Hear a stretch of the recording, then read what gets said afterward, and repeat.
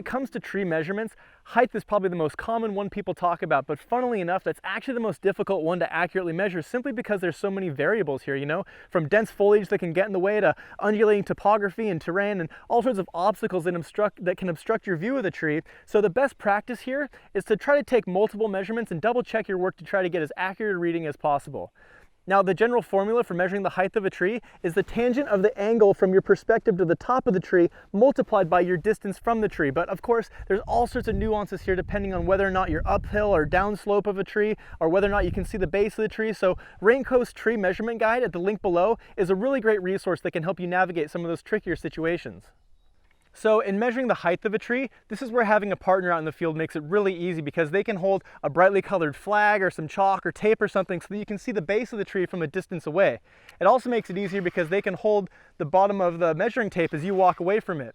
The general rule of thumb here is that it's much easier to calculate the height of the tree if the distance you are from the tree is greater than its height. So let's start by getting some distance.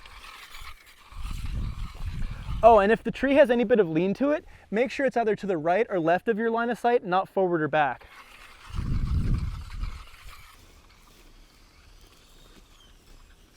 Okay, now this looks to be about plenty far. It's about 26 meters to be exact. So we're gonna put that into our equation, making sure that we can see the top of the tree and ideally the base if we can. So we can see Shauna over there waving the flag.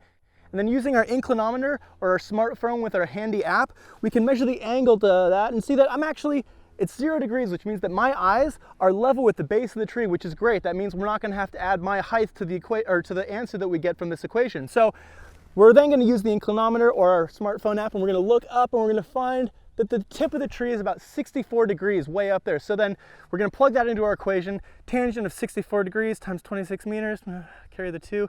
That means our tree is about 53 meters tall. Pretty cool.